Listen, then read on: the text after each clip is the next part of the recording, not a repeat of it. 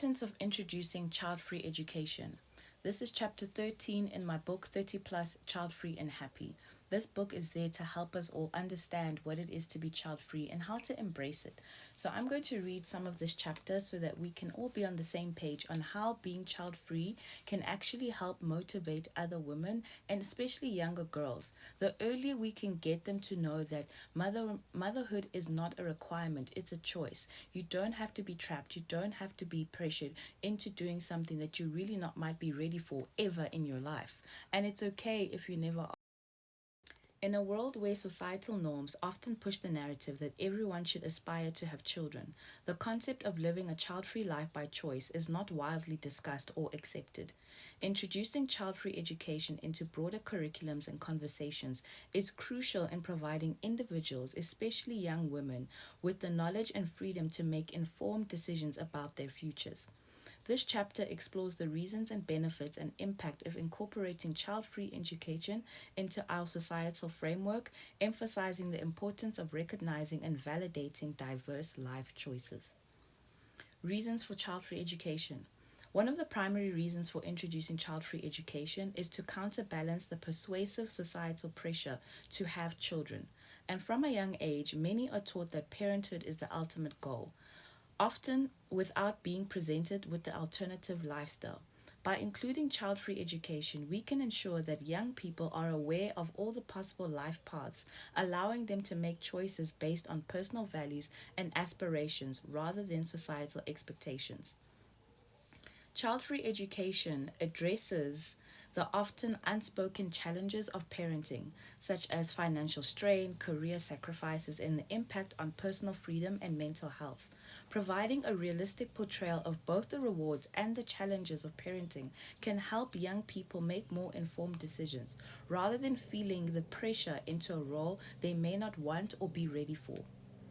Benefits of child-free education.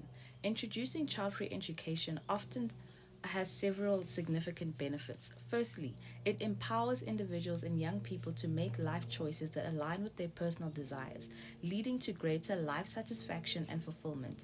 When people are informed and free to choose their paths, whether that includes children or not, they are more likely to lead a happy, purposeful life.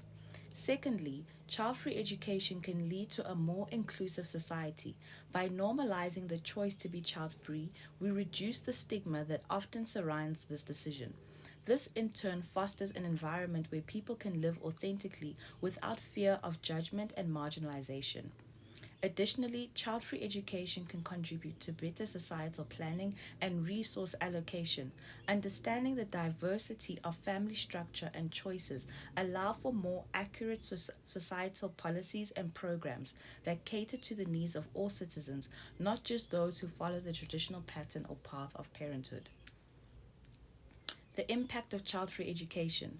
The impact of child-free education extends beyond the individual. On a broader scale, it can lead to societal shifts in how we view family success and fulfillment.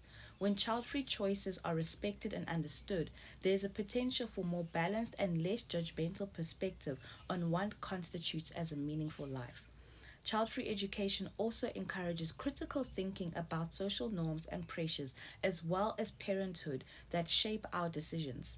By questioning why parenthood is often seen as a default, individuals can make more conscious, deliberate choices that reflect their true self.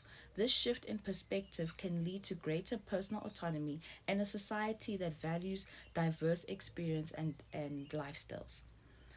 Moreover, child-free education promotes gender equality by challenging the role assigned to women. It allows women to see their worth and purpose beyond motherhood, fostering a culture where women's choices are respected, whether they choose to have children or not. This can lead to a reduction of the societal expectation that women should prioritize family over career or personal growth. I mean, we live in 2024, and the fact that a lot of people are still coming up against being child free, and it's so disappointing to see other women do this, that you are not even valuing another woman's life decision, that you need to come up against it because it's different to your life decision. You know, We all want to be, women empowered and supporting women, but yet you want us as child free women to gatekeep the information that we have.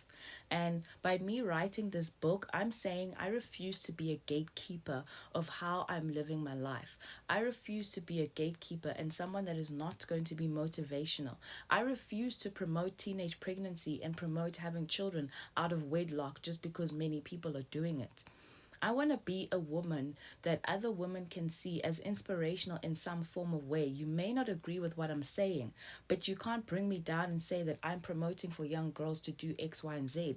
I'm actually trying to help them and help them, before their frontal lobe is developed. Some of this stuff is even biological, scientific, that before the age of 25, there's certain maturity you're just not going to have. And the problem we are having now in society is that there are not enough older women really being real about certain things, about being a woman, about motherhood, about how men treat us, about certain things. And social media has created such a great platform where we have a lot of women now coming out to do that. But the thing is, there are other women that are coming up against us. And one thing for sure, and two things for certain, I will not stop. So get my book in my stand store, be a part of the child free movement. Even if you are not child free, supporting this movement may even help your children in the future, that they will have another alternative life to think about. Have these discussions with your children, especially if they're reaching teenagehood or early adulthood, or even if they're older. Let's not make it such a stigma and stereotype that we cannot even speak about it in our own households.